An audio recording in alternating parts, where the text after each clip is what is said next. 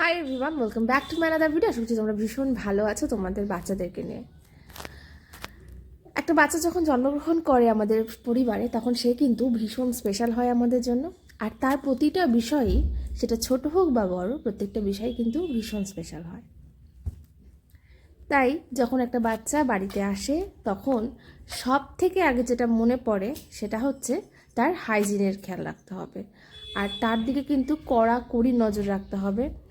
হাইজিনের কথা বলতে গেলে সবার প্রথমে যেটা বলতে হয়, বাচ্চা যেখানে থাকবে সেই জায়গাটা, মানে বাচ্চার বিছানা। বাচ্চার বিছানা কিন্তু প্রত্যেক দিন পরিষ্কার পরিচ্ছন্ন রাখতে হবে, এবং একদিন অন্তর অন্তর কিন্তু বাচ্চার বিছানার কভারটা কিন্তু চেঞ্জ করে দিতে হবে।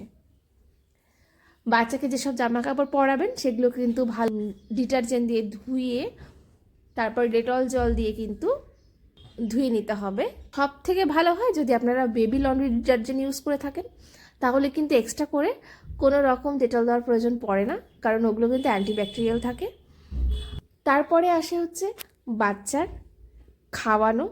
যেসব বাচ্চা ব্রেস্টফিড করে তাদের কথা তো কোনো কিছু বলারই থাকে না, কিন্তু কিছু কিছু বাচ্চাকে কিন্তু জন্মের পর থেকে কিন্তু বাইরের খাওয়ার মানে এক্সট্রা করে সাপ্লিমেন্ট দেওয়ার প্রয়োজন হয়। অনেক মায়েদেরই কিন্তু মিল্ক সাপ্লাইটা ঠিকঠাক হয় না, বা অন্যান্য কারণেও কিন্তু বাচ্চাদেরকে কিন্তু বাইরের থেকে সাপ্লিমেন্ট দিতে হয়। সেই সব বাচ্চার ক্ষেত্রে কিন্তু তাদের ফিডিং বোতল হোক বা বাটি চামচ যেটাতেই তোমরা খাওয়াচ্ছ, সেটা কিন্তু খুব ভালো করে গরম জল দিয়ে ফুটিয়ে নিয়ে তারপরে ইউজ করতে হবে।